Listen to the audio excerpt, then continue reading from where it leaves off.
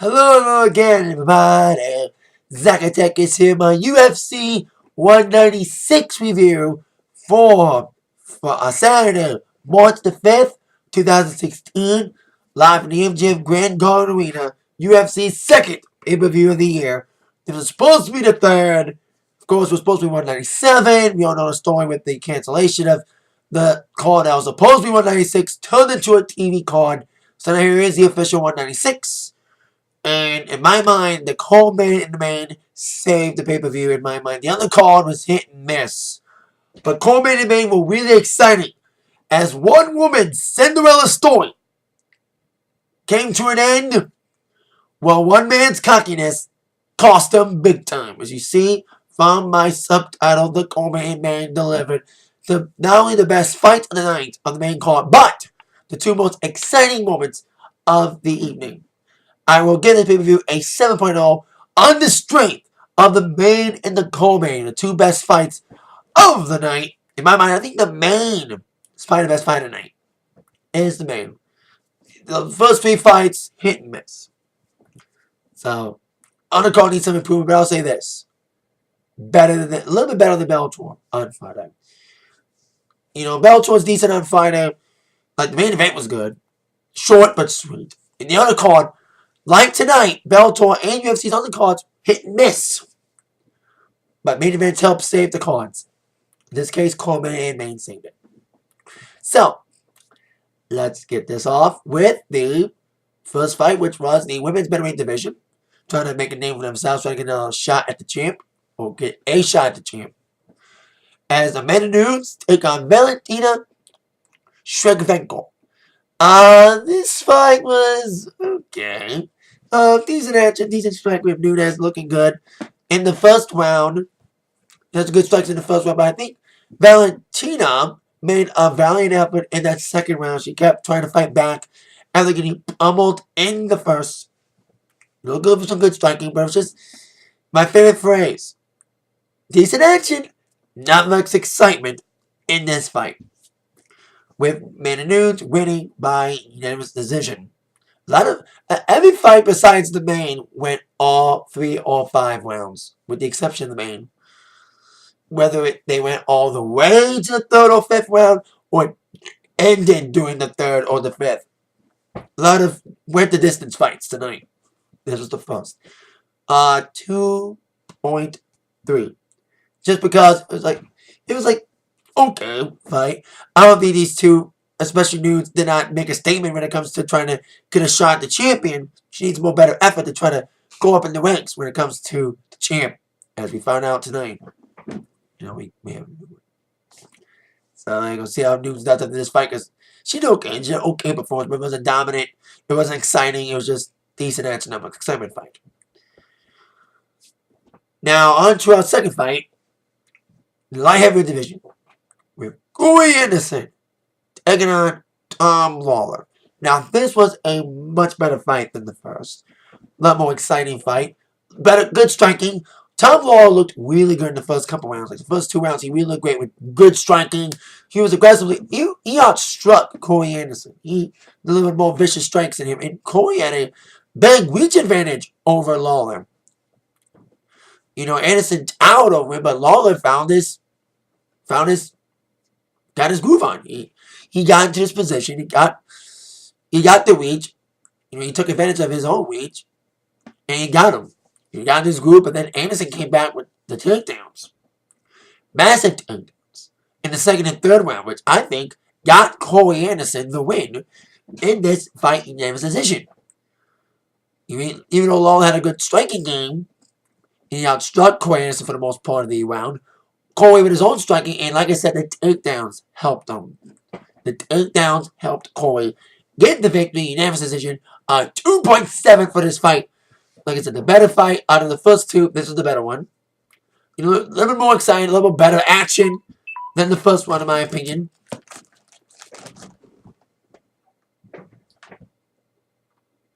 So that's my opinion on that the second fight had more better action. A little bit more exciting than the first round. So there you go. Decent fight there in the light heavyweight division. These guys who knows what they're gonna do when it comes to ranking. Like Corey Anderson, I think one of these guys was ranked in the UFC. One of these guys was ranked, and so now we see these guys move up because we need new challenges coming up, especially with Bonesy returning, taking on Daniel Cormier next month at UFC 197. It's supposed to be 198, but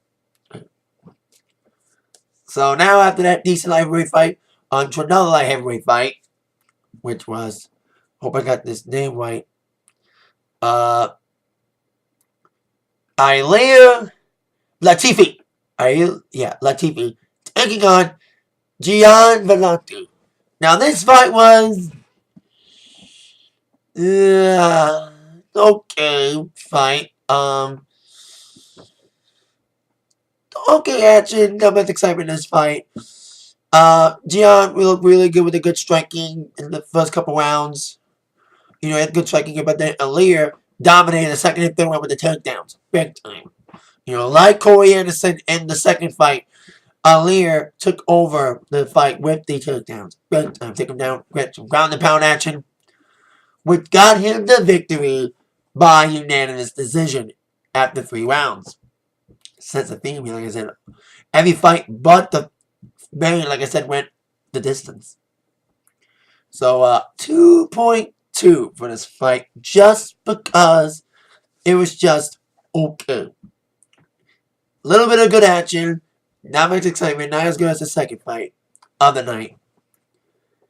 Saying, like, these 4 guys right here, they need a lot of work to be done. Like, these guys need to have more exciting fights, more dominant fight, more exciting fights to try to get up in the rankings, especially now with Bonesy returning. Bonesy needs some fresh meat because he's beaten almost everybody in the light heavyweight division. He's already beat Cormier before, which he may again. This time, Cormier's champion. Now, I think I'll be able to see that fight. So I may make a review for 198. Because as of right now, I have no gig on the 23rd of April. So I'll be able to watch the Jones Cormier fight. There you go with that. So, light heavyweight need to step up their game, especially with Bonesy back. Now on to the main event of the evening. Miesha Tate going up against the reigning bantamweight champion in the first title defense, Miss Holly Holm, the preacher's daughter, after shocking the world back in November with her huge victory over Ronda Rousey. This was her first defense of the title, and it was a really decent fight for the co-main.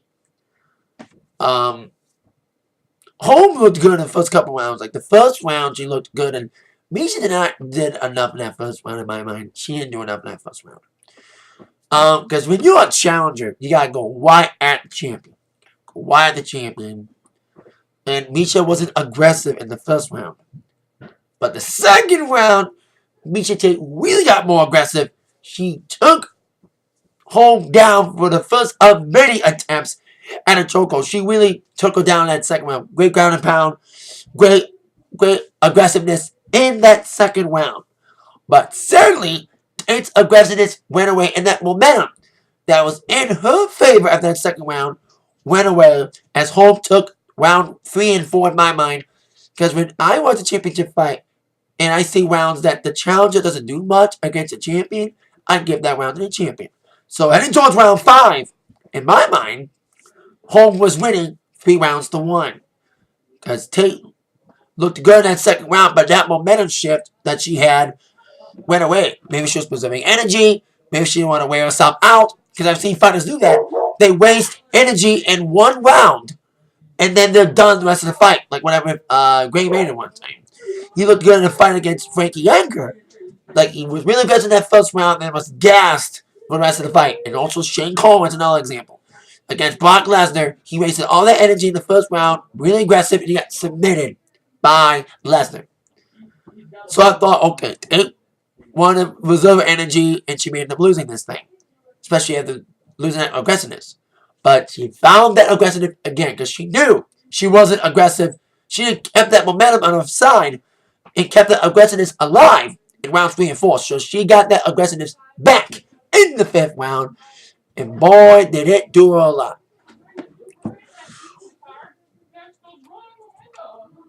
With Holm trying to fight back with some nasty moves, big punches and kicks, she didn't do as much kickboxing as she did against Rousey. Scaling into Holm wasn't as aggressive as she was with Rousey, because probably Tate was a much tougher opponent. And it was her first opponent that's not Rousey. And this was her first defense, too. And her only defense. As we shall see, Tate's aggressiveness got back. Big punches, of course, they take down again. And another attempt at a submission.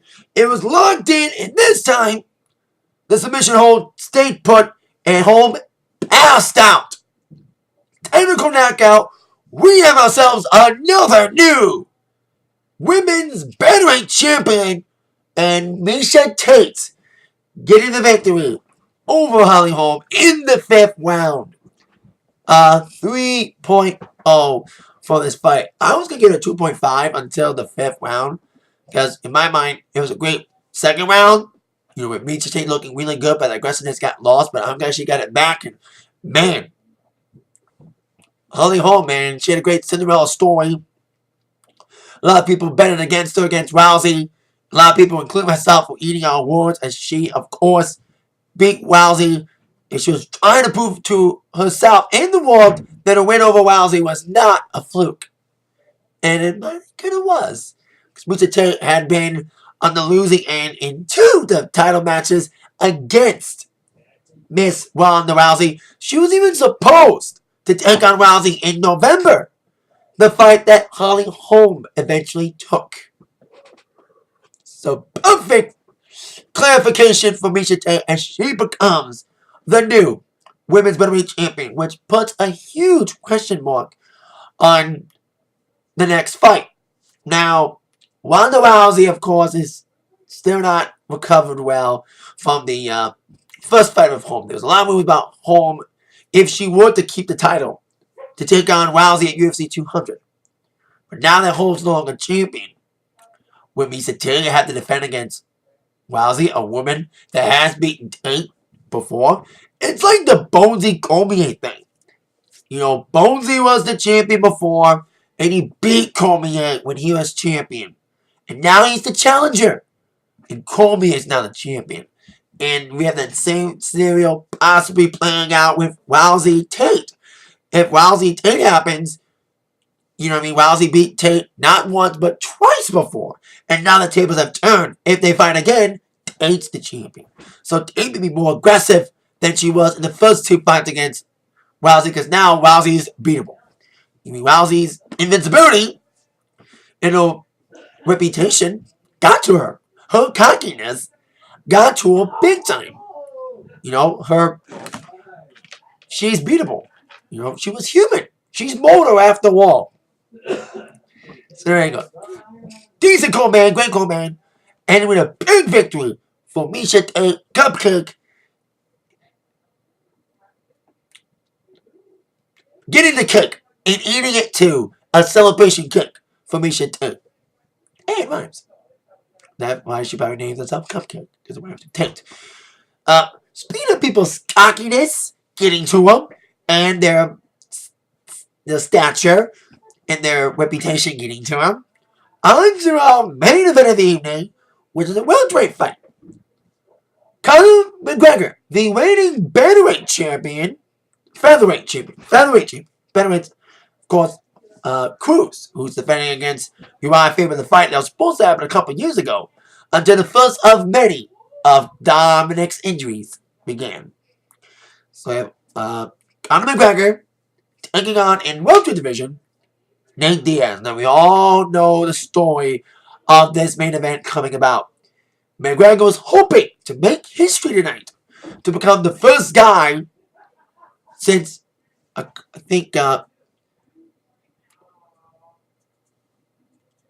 first guy in a while to go for 2 championships in the same division. This would have been the first champion versus champion fight since UFC 94. Back in 2009, I remember seeing that fight. When BJ Penn, the current, at the time, lightweight champion, was going up to welterweight to take on Mr. GSP. Because McGregor was hoping to challenge Rafael Dos Anjos, the lightweight champion. Of course, he just defeated Cerrone back in January after beating the shit out of Anthony Pettis. So then, of course, 10 days ago, Mr. Dos Anjos got injured, leaving the main event so in doubt. Of course, we saw what happened with the last card that was supposed to be 196. The main event, of course, between Velasquez and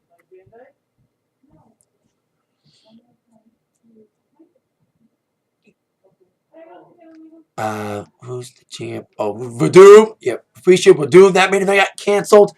The entire card that was supposed to be 196 went to a Fox Sports card, making this pay-per-view night deal with the UFC 196. Because I've seen when they cancel pay-per-view cards before, just cancel the pay-per-view outright, and that number is ill avoid. But this time they decided to latch this card 196 instead of 197 like it was supposed to after the cancellation of the Velasquez Verdum fight. But instead of turning this card into a Fox Sports card, they found a suitable replacement that talks a lot of shit and as cocky as McGregor, and that's Nate Diaz. And man, he's seen the build-up for... And usually when they get main event cancellations, the replacement main event is mostly shitty. You know, it's a lackluster replacement. But for main event replacement, this was a good one. The build-up was great. These two are talking a lot of shit. And this lived up to that hype with both guys not touching gloves. And this was the best fight of the night. As McGregor looked really good in that first round. His cockiness full force in this first round. He was really cocky and arrogant, beating the crap out of Diaz, bleeding him big. Oh man, the blood on Diaz was like pouring hard, man, that first round. He cut him up some big nasty punches, big jabs. It was mostly a striking fight for most of the fight. Although there was a takedown near the end of the first. But it didn't matter. McGregor won the first round for sure. Dominant over Diaz in that first round. You know, really blooding it up. And again, in the second round, McGregor was using his arrogance form. But in the end, like I said in the beginning of this video, and like I just said about Ronda Rousey, his cockiness and reputation got up to him. Because in that second round, after beating crap out of Diaz, making him bleed again, the blood was really gushing out of Diaz's face. Diaz started fighting back with some big punches, but McGregor felt nothing. Like, whenever Diaz would come in, McGregor was like, you know, dancing around, you know, acting all cocky, not fighting back. He was just standing there taking it. Well, that made Diaz want to punch him even harder. And well, McGregor paid for it in spades. Big punches, the punches kept rolling for Diaz, really knocking him down. They got him on the ground after big punches from Diaz, got him on the ground, submitted his ass, rear naked choke, big victory for Nate Diaz. And I forgot when Diaz had his win over in December, when he talked shit about McGregor calling him out. I forgot all about it. I have good memory for most of the time. I mostly have good memory about things. But I kind of forgot Diaz talking a lot of shit about McGregor in the past, and he got the fight. A lot of people, when Dos Anjos got injured, a lot of people wanted this fight. Even Edgar, who said he wasn't even asked, like he was ready to. Even Aldo was asked, but in the end, it was Diaz, McGregor moving up.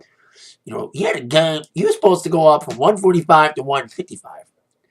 But going up from 145 to 170 in 10 days' notice, I think that might have got McGregor down too. You know, a combination of cockiness, arrogance, and moving up in weight, I think, got up to McGregor. His first loss in the UFC, and breaking his 15-win winning streak. 15-fight winning streak, and making a lot of Conor McGregor detractors who hate his cockiness and hate his arrogance cheering for joy. 4.0 for the main event. With Diaz bringing it to McGregor tonight. It was a tale of 2 rounds. You know, McGregor won the first round, and his cockiness got up to him. And then second round, you know, he was like really up about the first round. But he was just taking the punches from Diaz in that second round until Diaz put it on him more. He put the pressure on McGregor more and got him to the ground and submitted his ass, like I said, in the second round. Now, when it comes to McGregor, of course, he's probably going to say, oh, I lost. You know, it's typical arrogant way of being like, yeah, I lost. I shook hands with Diaz, but I'm still fucking champion, bitch. Because this wasn't a featherweight fight. So, what's next for McGregor? Is he going to finally get the match he was supposed to get against Dos Anjos. He basically not just wants the lightweight championship, he wants every championship. Maybe he'll get Robbie Lawler for the welterweight championship. But since he just lost against a welterweight, that may not happen. So either he's gonna get Dos Anjos or he may get Aldo in a rematch. And Aldo made it deserve it because he only lost, he lost the championship in 10 seconds. The fastest knockout in UFC history. And it's kind of interesting that the two people that recently won championships and the first matches as champion, one defending her championship and one champion who wasn't defending it though, they both lost their fights tonight. Holly Holm's first defense, she lost to Miesha Tate. Mcgregor's first fight as a champion in another division, lost tonight. He didn't lose the championship, but he lost the fight.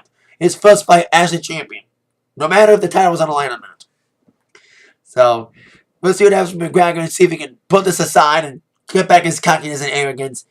Or maybe this will humanize him. Like the fight against Holm humanized Wowsy. And also getting stripped of the championship did the Jones. Jones became human after that. And he learned a lot from his bad mistakes and his own cockiness. Getting in trouble with the law, his off-ring shenanigans, getting more news in his in-ring abilities. And we'll see how he does in his return match for the championship next month at UFC 197. So there you go with that. That is my thoughts in my review, basically, of UFC 196. Once again, 7.0 for winning, coming off the straight of the co-main and main. With that in mind, you've been attacked by the review from Zach. See you later.